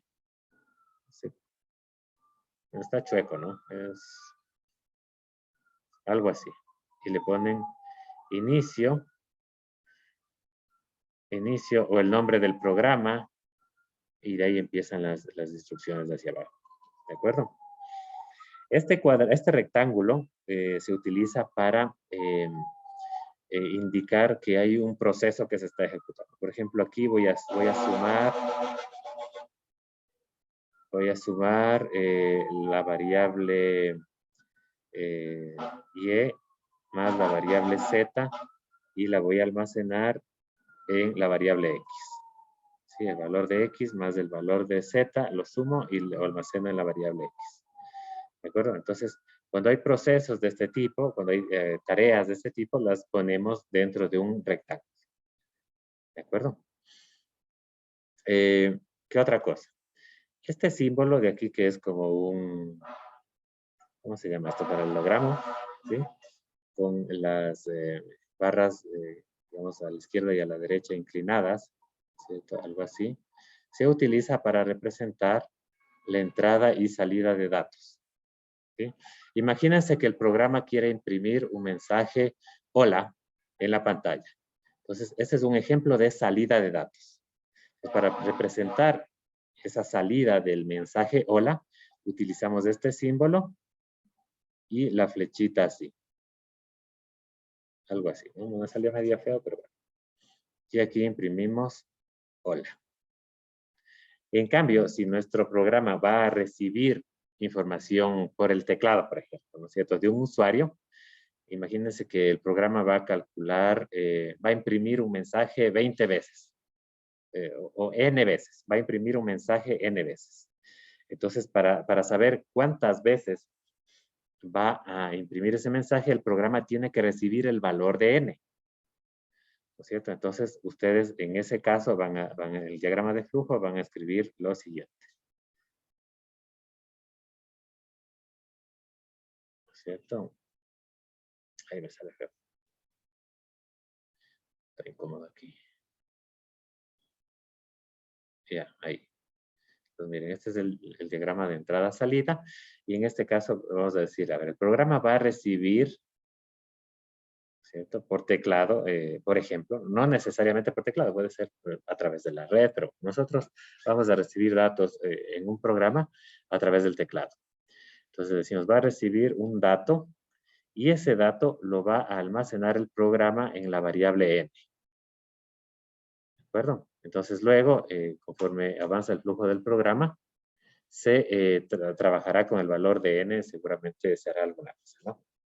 Entonces, para eso sirve este símbolo, ¿no? Para representar la entrada de datos, ¿sí? Como en este caso, perdón, la salida de datos, como en este caso, que mostramos en pantalla el mensaje hola, o para la entrada de datos, ¿no es cierto? Que en este caso se almacenarán en la variable n. ¿De acuerdo?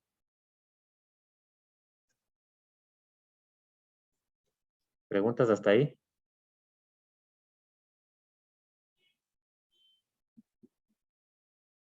¿Nada?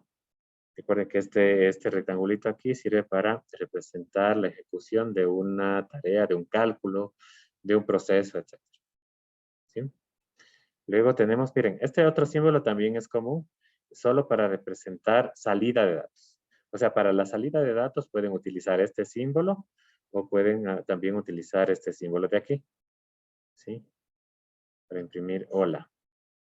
Es algo así, ¿no? ¿De acuerdo? Este de aquí. Pero no me salió tan bonito. Otros símbolos ya no tan interesantes, pero útiles igualmente, es por ejemplo este de aquí, este círculo chiquitito, que sirve para conectar dos partes de un diagrama de flujo. Entonces imagínense que tienen un diagrama de flujo que empieza aquí, luego viene un cálculo, luego viene una bifurcación, que ya vamos a ver de qué se trata, y que aquí ya se quedaron sin espacio. Entonces ponen este símbolo de conexión, ¿sí? Y continúan el diagrama de flujo acá. Aquí acá se imprime algo, ¿sí? Acá hay otro cálculo y finalmente termina el programa. ¿De acuerdo? Entonces este circulito de aquí sirve para decir que aquí ya no alcanzamos ya no tenemos espacio para poner otra instrucción, pero que continuamos donde se encuentra el otro circulito. ¿Sí? Y las líneas de flujo, que son las que se explican aquí, son aquellas que determinan cómo va moviéndose el flujo del programa. ¿De acuerdo? Hacia abajo. Puede ser también hacia los lados. Por ejemplo, en esta bifurcación viene para acá, ejecuta algo y luego regresa al flujo vertical. ¿De acuerdo?